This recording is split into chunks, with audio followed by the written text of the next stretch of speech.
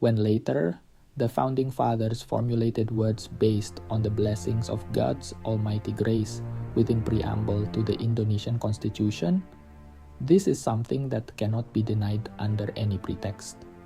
Therefore, we no longer develop the narrative of Indonesia's 350 years of colonial rule, because if you were colonized, the consequences would be like what happened, for example, in America.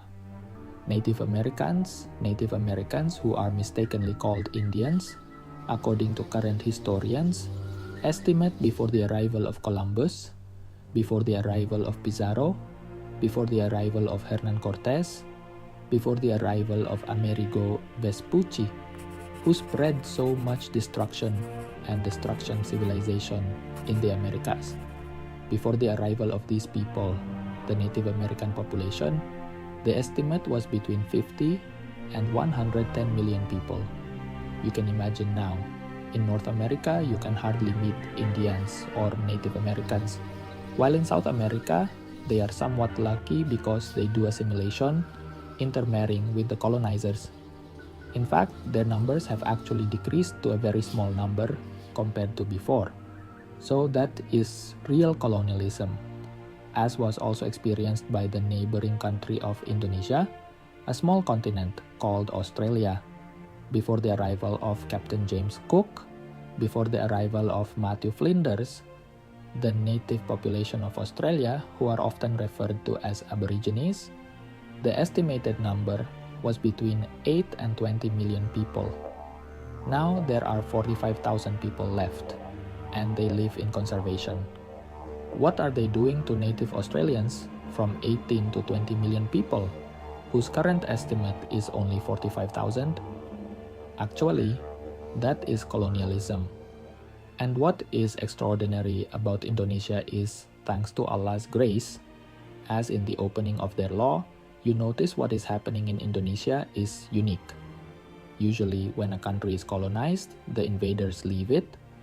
Then the country, from being a large country, is usually divided into small countries.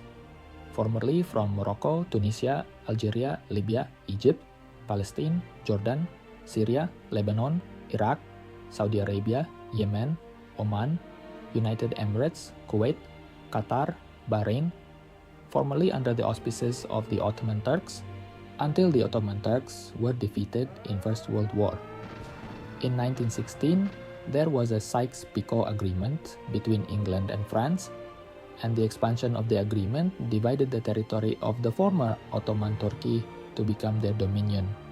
So Morocco, France's part, Tunisia, Algeria, France's part, Libya were given to Italy, which at the end suddenly changed sides from originally being a German bloc to being an Allied bloc.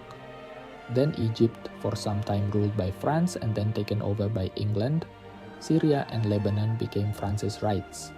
Then Palestine became the property of England. Then to the east, Iraq. Then south to Saudi Arabia, and so on, became England's right. Now then, they became separate countries. Not to denigrate Arabs, but try to imagine from the western tip of Morocco to the eastern tip of Iraq, from the northern tip of Syria to the southern tip in Yemen, the language is the same. As a nation, they are the same. But they are split now into 18 countries, after being abandoned by the invaders. The story is different with Indonesia. There are 78 sultanates.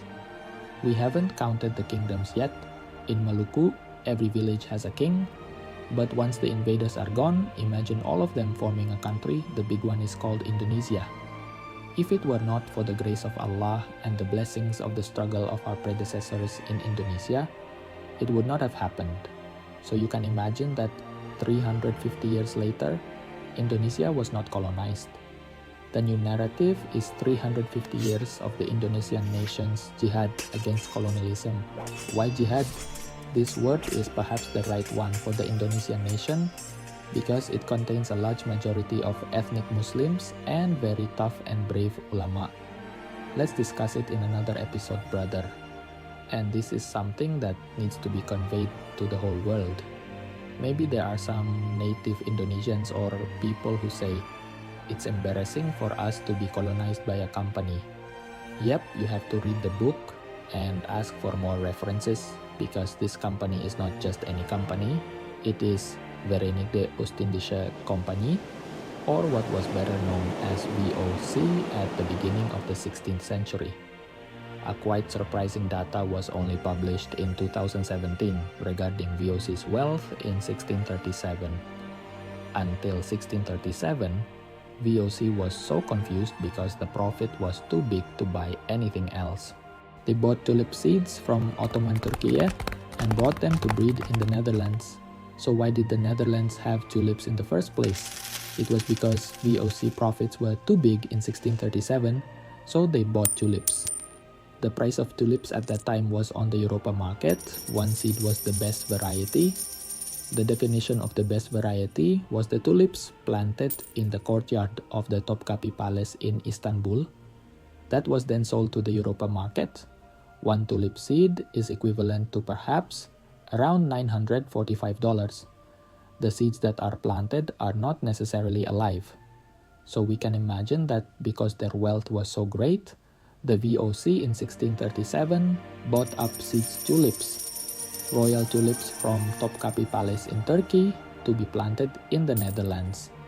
And that is what now makes the Netherlands called the tulip country, even though the tulip originally came from Ottoman Turkey. And data from 2017 shows that V.O.C.'s wealth in 1637 was compared with the 20 largest companies in the world, now combined into one. Then, the 20 largest companies in the 2017 world today are inferior to the wealth of V.O.C. So you can imagine Saudi Aramco combined with Petrochina, then combined with Google, combined with Microsoft, combined with Oracle, combined with Facebook Corporation, and still 15 more of the largest companies in the world combined into one wealth. Then it could not beat V.O.C.'s wealth in 1637. In 1642, V.O.C. released a list of its jobs. The job list now consists of 42 nations. So this is a very extraordinary multinational company. In 1637, V.O.C. was owned by 17 heren or 17 Dutch nobles. The commissioners have 17 shareholders, 17 of whom are Dutch. 12 of the 17 people are Jewish. We can imagine that then Indonesia was facing the forces that are now colonizing Palestine, even since the 17th century. So Indonesia is facing an extraordinary world multi-corporation power. This then means that the world cannot minimize the extraordinary struggle carried out by the ancestors of the Indonesian nation. And that was the most important element that moved the Indonesian nation briefly and then persisting until now. So if there are only a few million left from Native Americans, from 50 to 100 million people, there are only 45,000 left from Native Australians from 18 to 20 million. What is the story of the Indonesian nation still? 282 million left until now? It's definitely not something simple and ordinary. This is a struggle driven by Indonesian kings, princes and clerics that has lasted 350 years in an extraordinary way.